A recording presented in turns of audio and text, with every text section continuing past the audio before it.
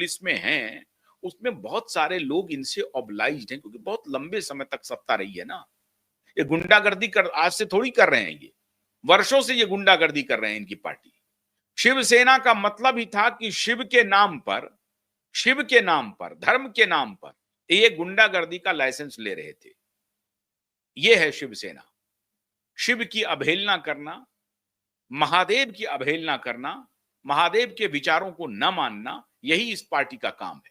तो जो नाम है उसके विपरीत इनका काम है। ये शिव के सैनिक नहीं हो सकते। शिव के सैनिक आतताई नहीं होते हैं। शिव के सैनिक हिंसक नहीं हो सकते। शिव के सैनिक गरीबों, बेसहारों पर अत्याचार नहीं कर सकते।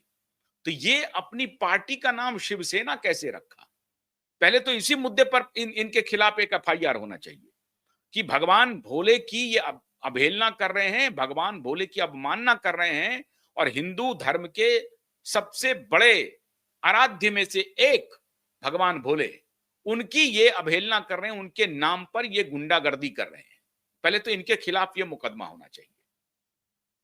खैर, अभी दीपोत्सव के बाद पहली बार मुंबई की जनता ने, और मैं उन जनता जनार्दन को सैल्यूट करता हूं कि उन्होंने हिम्मत दिखाई, इन दोनों बाप बेटे की गुंडों की पार्टी और भाई की जो गुंडों की पार्टी है उसके खिलाफ वो पुलिस स्टेशन पहुंचे। सैल्यूट करता हूं उनको। और पुलिस को अभी हैरानी हो रही है, अब पुलिस क्या करे। एक ये जो कहते हैं ना, ये दो प्रेमी हैं पुलिस के, एक पुराने प्रेमी हैं और दूसरे एक नए प्रेमी हैं।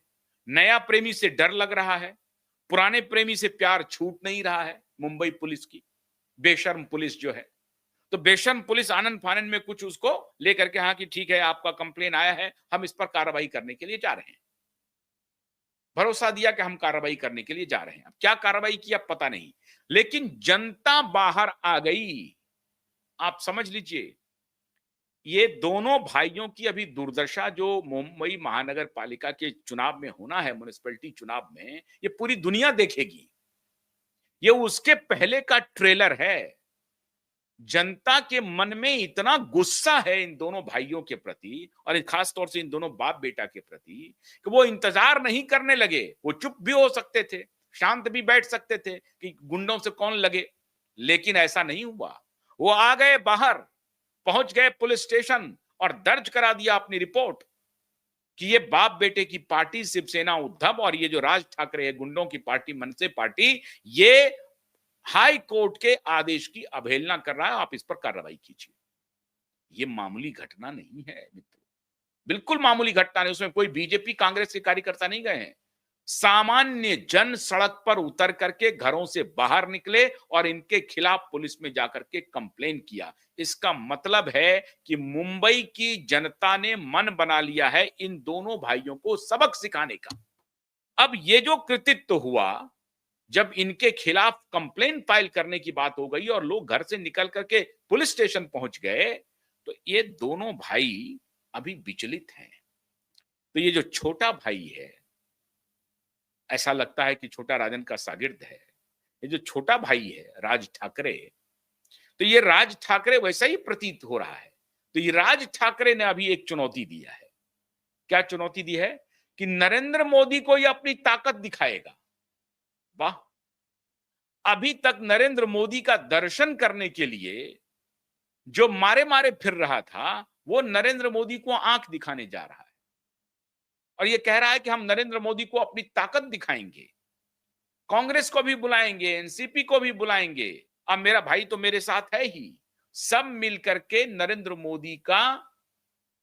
मोदी को अपनी ताकत दिखाएंगे। क्या ताकत भाई? क्यों, किस बात के लिए ताकत दिखाई जा रही है? ताकत इस बात के लिए दिखाई जा रही है कि नरेंद्र मोदी ने वोट चोरी किया है। राज ठाकरे की पार्टी का ना तो कोई काउंसलर है, ना तो कोई एमएलए है, ना तो कोई एमपी है। एक काउंसलर नहीं है, एक एमएलए नहीं है, एक एमपी नहीं है। वो पार्टी नरेंद्र मोदी को आंख दिखा रही है।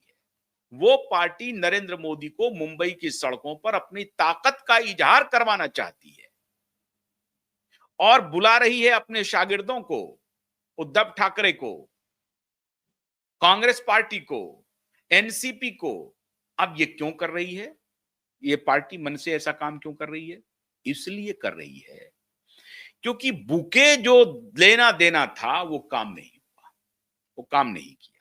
नरेंद्र मोदी और अमित शाह ने सीधा संदेश भेज दिया है देवेंद्र फडणवीस को, भाई फडणवीस को, कि भाई साहब आप ये गुलदस्ते लेने देने का धंधा बंद कर दीजिए, बहुत हो गया, अब ज्यादा करने की जरूरत नहीं है। आपने अपनी सदाशयता दिखा दी, आप बड़े विनम्र हैं, राजनीति में किसी को दुश्मन नहीं मानते हैं, राजनीति में प्रतिपक्ष होता है, तो आपने प्रतिपक्ष को आमंत्रित किया या वो खुद ही धमक गए तो आपने उनका स्वागत किया, ये आपने मान रख लिया, बड़ी अच्छी बात है, मर्यादा रख ली। जनतंत्र की मर्यादा है कि प्रतिपक्ष के लोग आए हैं मिलने के लिए, तो आपने उनके साथ मुलाकात की, उनका गुलदस्ता भी लिया, फोटो भी खिंचवाया और उनको भी फोटो दे दिया और वो फोटो पूरे मीडिया पर वायरल भी हो गया। बहुत अच्छी बात है, हो गई बात, बस इससे आगे कुछ नहीं, खत्म खेल।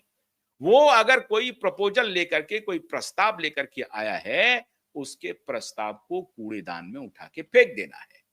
देवेंद्र फडणवीस ने ऐसे किसी भी प्रस्ताव को जिसमें ये दोनों भाई कोई अंदर की साठगांठ भारतीय जनता पार्टी से करना चाह रही थी, इनका संगठन चाह रहा था, तो देवेंद्र फडणवीस को कहा गया कि उस प्रस्ताव को उठा करके कूड़ेदान में फेंक दीजिए और देवेंद्र फडणवीस ने वही किया।